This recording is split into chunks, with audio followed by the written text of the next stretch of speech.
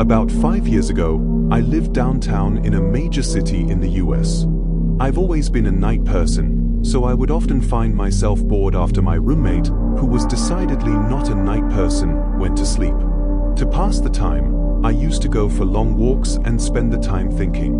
I spent 4 years like that, walking alone at night, and never once had a reason to feel afraid. I always used to joke with my roommate that even the drug dealers in the city were polite. But all of that changed in just a few minutes of one evening. It was a Wednesday, somewhere between 1 and 2 in the morning, and I was walking near a police-patrolled park quite a ways from my apartment. It was quiet, even for a weeknight, with very little traffic and almost no one on foot. The park, as it was most nights, was completely empty. I turned down a short side street in order to loop back to my apartment when I first noticed him. At the far end of the street, on my side, was the silhouette of a man dancing. It was a strange dance, similar to a waltz, but he finished each box with an odd forward stride. I guess you could say he was dance walking, headed straight for me. Deciding he was probably drunk, I stepped as close as I could to the road to give him the majority of the sidewalk to pass me by. The closer he got, the more I realized how gracefully he was moving. He was very tall and lanky, and wearing an old suit. He danced closer still, until I could make out his face. His eyes were open wide and wild, head tilted back slightly, looking off at the sky. His mouth was formed in a painfully wide cartoon of a smile. Between the eyes and the smile, I decided to cross the street before he danced any closer. I took my eyes off of him to cross the empty street. As I reached the other side, I glanced back, and then stopped dead in my tracks. He had stopped dancing and was standing with one foot in the street, perfectly parallel to me.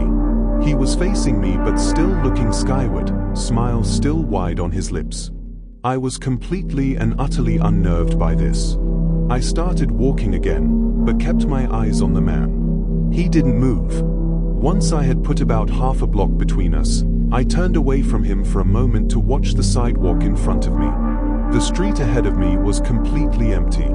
Still unnerved, I looked back to where he had been standing to find him gone. For the briefest of moments, I felt relieved, until I noticed him. He had crossed the street, and was now slightly crouched down. I couldn't tell for sure due to the distance and the shadows, but I was certain he was facing me.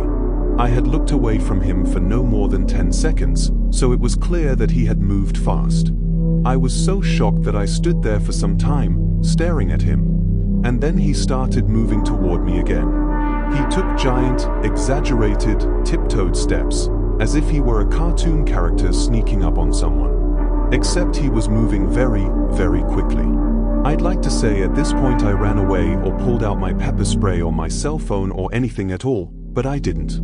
I just stood there, completely frozen, as the smiling man crept toward me. And then he stopped again, about a car length away from me. Still smiling his smile, still looking to the sky. When I finally found my voice, I blurted out the first thing that came to mind. What I meant to ask was, "What do you want?"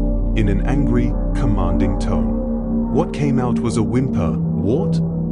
Regardless of whether or not humans can smell fear, they can certainly hear it. I heard it in my own voice, and that only made me more afraid. But he didn't react to it at all. He just stood there, smiling. And then, after what felt like forever, he turned around, very slowly, and started dance walking away. Just like that. Not wanting to turn my back to him again, I just watched him go, until he was far enough away to almost be out of sight. And then I realized something. He wasn't moving away anymore, nor was he dancing. I watched in horror as the distant shape of him grew larger and larger. He was coming back my way. And this time he was running. I ran too. I ran until I was off of the side road and back onto a better lit road with sparse traffic. Looking behind me then, he was nowhere to be found. The rest of the way home, I kept glancing over my shoulder, always expecting to see his stupid smile, but he was never there. I lived in that city for 6 months after that night, and I never went out for another walk. There was something about his face that always haunted me. He didn't look drunk, he didn't look high. He looked completely and utterly insane. And that's a very, very scary thing to see.